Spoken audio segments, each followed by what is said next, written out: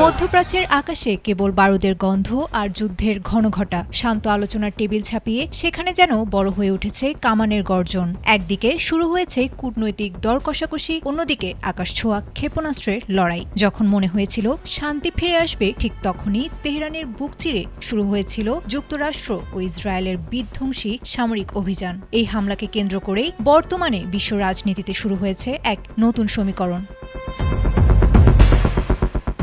মার্কিন president Donald Trump এই হামলার পক্ষে শক্ত যুক্তি তুলে ধরেছেন। সংবাদ মাধ্যম আল জাজিরার তথ্যমতে হোয়াইট হাউসের ইস্ট রুমে দাঁড়িয়ে তিনি সরাসরি দায় চাপিয়েছেন সাবেক প্রেসিডেন্ট বারাক ওবামার ওপর। ট্রাম্পের দাবি, ওবামার আমলের নরম নীতির কারণেই ইরান তাদের পারমাণবিক কর্মসূচি এগিয়ে নেয়ার সাহস পেয়েছিল। তিনি এই সামরিক পদক্ষেপকে বর্ণনা করেছেন একটি শেষ ও সর্বোত্তম সুযোগ হিসেবে। অভিযানের ৩টি প্রধান লক্ষ্যের কথা জানিয়েছেন ট্রাম্প। প্রথমত, ইরানের ক্ষেপণাস্ত্র সক্ষমতা পুরোপুরি ধ্বংস করা। দ্বিতীয়ত, তাদের নৌবাহিনীকে অকেজো করে দেয়া, যার অংশ হিসেবে ইতোমধ্যে সমুদ্রের তলদেশে পাঠানো হয়েছে 10টি জাহাজ। আর তৃতীয়ত, ইরানকে পারমাণবিক অস্ত্র অর্জন থেকে চিরতরে বিরত রাখা। ট্রাম্পের মতে, ওবামা প্রশাসনের স্বাক্ষরিত চুক্তিটি ছিল একটি নির্বুদ্ধিতাপূর্ণ কাজ, যা ইরানকে ঠেলে দিয়েছিল পারমাণবিক শক্তির দিকে।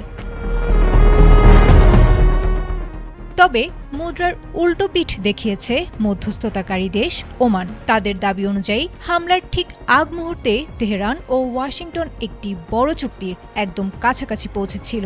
ইরান তাদের সমৃদ্ধ ইউরেনিয়ামের মজুদ বন্ধ করতে এবং বর্তমান মজুদ কমিয়ে আনতে রাজিও হয়েছিল। ওমানের এই তথ্য ইঙ্গিত দিয়েছে আলোচনার মাধ্যমে সংকটের সমাধানের পথ খোলা থাকলেও সামরিক পথকেই বেছে নেওয়া হয়েছে। তেহরানের শীর্ষ নেতাদের মৃত্যু এবং পাল্টা ইরানি ড্রোন হামলায় বর্তমানে মধ্যপ্রাচ্য উত্তপ্ত আগ্নেয়গিরি। বিশ্ববাজারে তেলের দাম রেকর্ড উচ্চতায় পৌঁছেছে এবং 15টি দেশ ত্যাগের মার্কিন সতর্কবার্তা জারি করা হয়েছে। কূটনীতি আর যুদ্ধের এই দ্বন্দ্বে এখন গোটা বিশ্ব তাকিয়ে রয়েছে আগামী দিনগুলোর দিকে।